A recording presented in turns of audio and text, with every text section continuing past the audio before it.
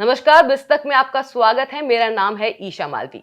इस खास शो में हम बात करेंगे बायजूस की। ये वो कंपनी है जिसे भारत का सबसे बड़ा स्टार्टअप माना जाता था, लेकिन आज ये डूबने के कगार पर है। अब हाल फिलहाल में ये खबर सामने आ रही है कि इस पर ईडी का शिकंजा भी लग चुका है। अब इस पूरे मामले पर हम जानकारी लेंगे प्रवीण शर्मा जी से। सर, आपका इस शो में बहुत स्वागत है। Thank you Isha. सर, सबसे पहले तो आप दर्शकों को ये बताइए कि ईडी का शिकंजा बायजूस पर क्यों पड़ा है। देखिए, बायजूस जो स्टार्टअप्स का एक सितारा माना जाता था भारत में, स्टार्टअप स्टोरी का एक एग्जाम्पल था, अब वो सबसे बड़ी मुश्किल में इस वक्त घिरा हुआ है। और ऐसा लग रहा है, बार बार ये कयास आ रहे हैं कि क्या ये कंपनी टिक पाएगी या बंद हो जाएगी। ईडी के लिहाज से अगर हम देखें, जो फौरी मामला आया है वो ये है कि ईडी ने बायजूस की जांच शुरू कर दी है। मामला है 9,000 करोड़ के फेमा उल्लंघन का, यानी 9,000 करोड़ के जो फेमा एक्ट है इंडिया का, उसमें हेरा फेरी पैसों की, उसको लेके जो मामला आया है। और ईडी ने इस मामले में जांच शुरू की है और बायजू रविंद्रन से, जो उसके सीईओ हैं बायजूस के, उनसे बातचीत पूछताछ करने की तैयारी है। और खबर ये भी है कि ईडी ने बायजूस रविंद्रन के जो सीईओ हैं उनके अगेंस्ट में लुकआउट नोटिस भी जारी कर दिया, यानी वो अगर देश के भीतर हैं तो वो देश से बाहर नहीं जा सकते एयरपोर्ट्स पे। करेक्ट। लेकिन सर, खबर तो ये है कि वो यहाँ है ही नहीं भारत में। बिल्कुल, ईटी की जो एक रिपोर्ट है उसमें खुद उन्होंने कहा है, उनके हवाले से कहा गया है रविंद्रन के, कि वो दुबई में है इस वक्त। तो जाहिर तौर पर वो इंडिया फिलहाल नहीं है। बिल्कुल सर, तो मेरा दूसरा सवाल आपसे ये है कि एक वक्त था जब इन्वेस्टर्स इसमें मोटे वैल्यूएशन पे पैसे डाल रहे थे। अब देख रहे हैं कि ये दोनों ही इन्वेस्टर्स और बायजूस, मतलब सीईओ कहेंगे हम, कि रविंद्रन के अगेंस्ट में हो गए, दोनों आमने सामने आ गए। तो इसके पीछे का पूरा मामला क्या है? असल में देखिए, 2022 के बाद से ही 2022 वो साल था जब बायजूस तेजी से एक्सपेंशन कर रहा था जी। और उसके बाद जब कोविड का दौर खत्म हुआ तो पूरे एडटेक सेक्टर में एक तरह से मुश्किलें आई। बायजूस ने जो क्विक एक्सपेंशन किए थे वहां से उनको प्रॉब्लम शुरू हो गई। बायजूस के सामने अभी कर्ज की बहुत बड़ी किल्लत है और कॉर्पोरेट गवर्नेंस का मसला है। वो अब इन्वेस्टर्स को परेशान कर रहा है और वो चाहते हैं कि जो उनके सवाल हैं उनका जवाब मिले। इन्वेस्टर्स के एक ग्रुप ने क्या किया है, उन्होंने एक ईजीएम बुलाई है। इसी फ्राइडे को, इसी शुक्रवार को ईजीएम होने वाली है। Extra ordinary general meeting Byju's की बुलाई गई है, जिसमें उनका प्रस्ताव है कि बायजूस के बोर्ड में बदलाव किया जाए और साथ में बायजू रविंद्रन जो सीईओ हैं वो भी अपने पद से स्टेप डाउन करें, वो भी कंपनी के बोर्ड से हटें, ताकि कंपनी को बेहतर तरीके से चलाया जा सके। तो इन्वेस्टर्स के मन में पैसों के यूटिलाइजेशन को लेके, जो फंड उन्होंने दिए, इसको लेके भी एक फिक्र दिखाई दी है। जी सर, तो अब मेरा सवाल आपसे ये होगा कि हम देख रहे हैं कि पिछले काफी टाइम से बायजूस अब चर्चा में, कई अलग अलग कारणों की वजह से बायजूस चर्चा में रह रहा है। तो अभी सबसे बड़ी चुनौतियां क्या है बायजूस के सामने? देखिए, बायजूस की क्राइसिस को अगर हम समझने की कोशिश करें तो दो तीन उसके मोटे मोटे फैक्टर्स समझ में आते हैं। पहली बात तो यह है कि बायजूस पे एक लंबा चौड़ा कर्ज है, लगभग 1.2 बिलियन डॉलर का बायजूस पे कर्ज है। दूसरी बात उसमें यह है कि बायजूस के पास अपना कामकाज चलाने के लिए पैसे नहीं है। उनको जो डे टू डे ऑपरेशंस के लिए पैसे चाहिए वो उनके पास नहीं है। पैसे की किल्लत से जूझ रही है बायजूस। इस वजह से उनको सैलरीज देने में मुश्किल आई। उन्होंने हजारों की तादाद में बीते 1.5 साल में एम्प्लॉयज को भी निकाला।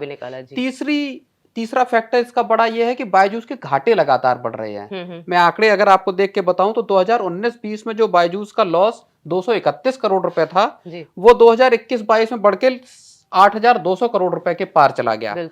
तो लॉस जो है बायजूस का, वो एक उसके लिए बड़ी समस्या बना हुआ है। और अब जो इन्वेस्टर्स, जो जिन लोगों ने एक वक्त पे बायजूस में जमकर पैसा लगाया, पूरी दुनिया के इन्वेस्टर्स ने, बायजूस ने क्विक एक्सपेंशन किए दुनिया भर में, अब वो इन्वेस्टर कह रहे हैं कि आखिर उन्होंने जो पैसा लगाया वो कहाँ गया। उनके कंसर्न उस चीज को लेके हैं। सर, खबर ये भी थी कि साल 2021 और 22 में बायजूस ने लगभग 1 दर्जन स्टार्टअप्स को खरीदा था। उसमें करीबन $2.5 अरब का उन्होंने निवेश किया था उसमें, मतलब इन्वेस्टमेंट के तौर पर या एक्सपांशन के तौर पर अगर हम देखें। लेकिन अब अगर मैं ओवरऑल आपसे जानना चाहूं कि एडटेक कंपनियां जो है या एडटेक सेक्टर जो है उसका फ्यूचर क्या है। बायजूस की तो बात है ही, साथ साथ में आप मेरे को एडटेक सेक्टर का भी माहौल बताइए कि आगे इसका क्या होगा। देखिए, बायजूस की अगर बात करें तो खुद केंद्रीय मंत्री राजीव चंद्रशेखरन ने हाल में कहा था कि इन्होंने बिना कॉर्पोरेट गवर्नेंस का ध्यान रखे, बहुत तेज एक्सपेंशन किए जी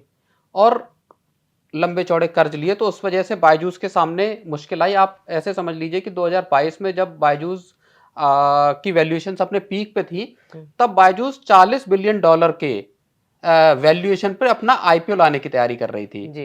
तो $40 बिलियन के आईपीओ लाने के बाद अब अगर हम देखें तो अभी जो बायजूस को एक सबसे बड़ी राहत बिल्कुल अभी मिली है, वो ये है कि उन्होंने $20 करोड़ राइट्स इश्यू के जरिए जुटाए हैं जी। लेकिन उसमें हैरान करने वाली बात यह है कि वो जो $20 करोड़ का पूंजी उन्होंने जुटाई है, उसमें वैल्यूएशन 99% कट के साथ, यानी $1 बिलियन की वैल्यूएशन पे बायजूस वो $20 करोड़ जुटाने में सफल हुआ है। तो कहाँ $22 करोड़ और आप $40 करोड़ की मांग कर रहे थे, सॉरी $22 अरब की वैल्यूएशन और $40 अरब की वैल्यूएशन पे आप आईपीओ की बात कर रहे थे, और कहाँ आप $1 बिलियन की आपकी वैल्यूएशन पे आप $20 करोड़ केवल जुटाने में सफल हुए। तो ये उस क्राइसिस की ग्रेविटी को बताता है। एड सेक्टर की जगह अगर एडटेक सेक्टर की हम बात करें तो 2020 वो दौर था जहां बड़ी तेजी से मशरूम की तरीके से पूरे देश में एडटेक स्टार्टअप्स ने जन्म लिया जी। बड़ी तादाद में एडटेक स्टार्टअप्स खड़े हुए उस दौरान, लेकिन कोविड के खत्म होने के साथ साथ इन एडटेक स्टार्टअप्स के अपने बिजनेस मॉडल, ऊंचे कर्ज लेने की वजह से इन स्टार्टअप्स का संभलना मुश्किल हो गया। और आपको मैं बताऊं कि 2020 में जो स्टार्टअप्स खड़े हुए थे एडटेक सेक्टर में, उनमें से 478 एडटेक स्टार्टअप बंद हो चुके हैं। जी सर, अब मैं ये जानना चाहूंगी कि आगे जिस हिसाब से हम देख रहे हैं कि बायजूस की परेशानियां बढ़ती ही जा रही है, तो आगे इसके लिए रास्ता क्या है, बायजूस क्या कर सकता है, आप ये जानकारी दीजिए प्लीज। देखिए, एडटेक सेक्टर के सामने समस्याएं हैं जी, क्योंकि स्कूल खुल गए हैं, ऑफलाइन पढ़ाई को ज्यादा जोर दे रहे हैं अब लोग और नहीं खरीदना चाहते। प्लस क्या है, कस्टमर्स की बायजूस के साथ कई सारी समस्याएं, उनकी शिकायतें भी रही, जिनको भी ये दूर कर पाने में सफल शायद नहीं रहे, जिस वजह से ये समस्याएं क्रिएट हुई।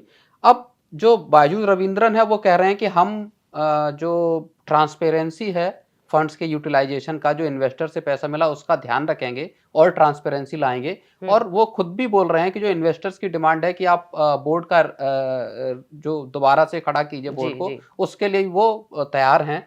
ये तो चीज वो कह रहे हैं। प्लस सबसे बड़ा जो मुझे लगता है वो आकाश की हेल्प बायजूस को बचाने में जी, जो सपोर्ट कर रहा है, बिल्कुल वो सबसे ज्यादा कारगर साबित हो सकती है। और आकाश के जो रिजल्ट्स हैं वो भी इस चीज की तस्दीक करते हैं। मतलब 2021-22 में जो आकाश का प्रॉफिट है वो 82% बढ़ा है और वो 44 करोड़ से बढ़ के लगभग 80 करोड़ रुपए पे पहुंच गया है। तो अगर आकाश का बिजनेस अच्छा चलता है तो बायजूस को एक बड़ा सपोर्ट मिल सकता है और यहीं से आगे की रास्ता बायजूस के निकल सकता है। उनको अपने खर्च और पूरे बिजनेस मॉडल को एक बार दोबारा से करने में बिल्कुल समझना होगा बायजूस को। उसके बाद ही इस देश में एडटेक सेक्टर में बायजूस के लिए खुद को टिकाना मुमकिन हो पाएगा जी। तो इस वीडियो में हमने आपको बताया कि बायजूस के साथ हो क्या रहा है, ईडी के शिकंजे के बाद अब आगे बायजूस के लिए क्या रास्ते निकल सकते हैं, कैसे बायजूस अपनी सारी परेशानियों से मुक्त हो पाएगा। तो आगे भी हम आपके लिए ऐसी ही वीडियोस लेकर आते रहेंगे। आप अगर आपके पास भी कोई ऐसे टॉपिक्स है तो हमें कमेंट सेक्शन में जरूर बताएं, हम जरूर कोशिश करेंगे कि आपके लिए उन पर वीडियोस बनाएं। बिस्तक आपके लिए लाया है प्रीमियम मेंबरशिप प्रोग्राम, जहां आपको मिलेंगे कई सारे फायदे, जिनमें मार्केट न्यूज़लेटर, लाइव चैट पर आपके सवालों के सबसे पहले जवाब, मार्केट आउटलुक, वीकेंड पर मार्केट स्कैन, एंकर्स के साथ चैट और भी बहुत कुछ। इस प्रीमियम सब्सक्रिप्शन में 3 तरह के प्लान्स हैं, सिल्वर, गोल्ड और प्लैटिनम, जिनकी शुरुआत मात्र 159 रुपए महीने से होती है। इससे जुड़ना भी बेहद आसान है। बिस्तक के YouTube चैनल पर जाएं, ज्वाइन बटन पर क्लिक करें और अपना प्लान सिलेक्ट करें। बस बन गए आप हमारे प्रीमियम मेंबर।